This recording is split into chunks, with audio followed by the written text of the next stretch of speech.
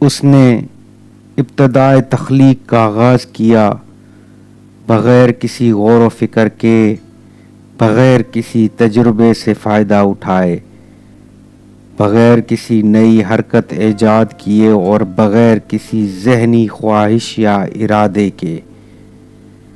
اس نے ہر چیز کے لیے اس کا وقت مقرر کیا، ان کے اختلافات کو یکجا کیا، انہیں ان کی خصوصیات عطا کیں اور ان کی صفات متعین کیں۔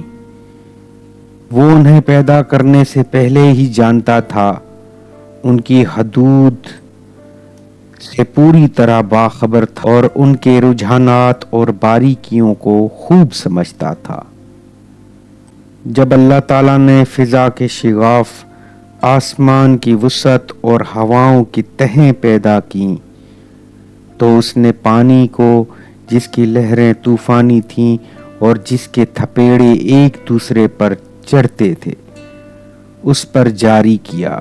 اس نے تیز و تند ہواؤں کو اور ٹوٹ پڑنے والے طوفانوں کو اس پر مسلط کیا اور انہیں حکم دیا کہ اسے واپس برسائیں بارش کی صورت میں۔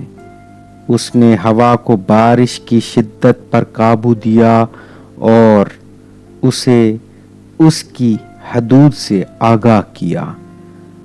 ہوا اس کے نیچے چلتی رہی جبکہ پانی اس کے اوپر جوش مارتا ہوا بہتا رہا۔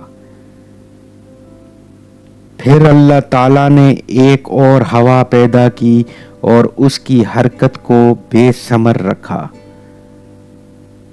اس کی حالت کو برقرار رکھا، اس کی رفتار کو تیز کیا اور اسے دور دور تک پھیلا دیا۔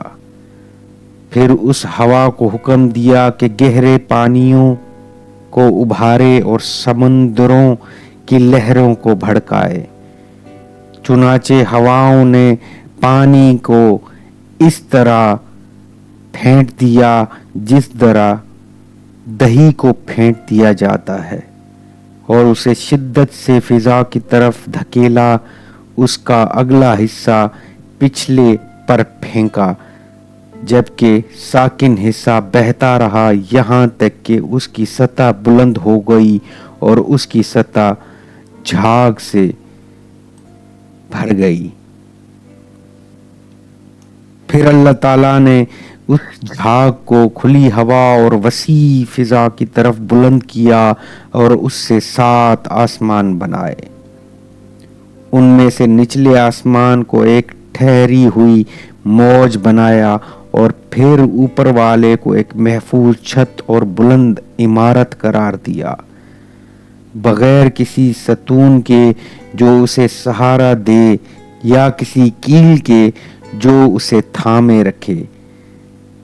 پھر اس نے انہیں ستاروں اور شہاب ثاقب کی روشنی سے مزین کیا اور اس میں چمکتا ہوا سورج اور روشن چاند معلق کر دیا، جو گردش کرنے والے آسمان، حرکت کرتی ہوئی چھت اور گھومتے ہوئے فلک کے نیچے رواں دواں ہیں۔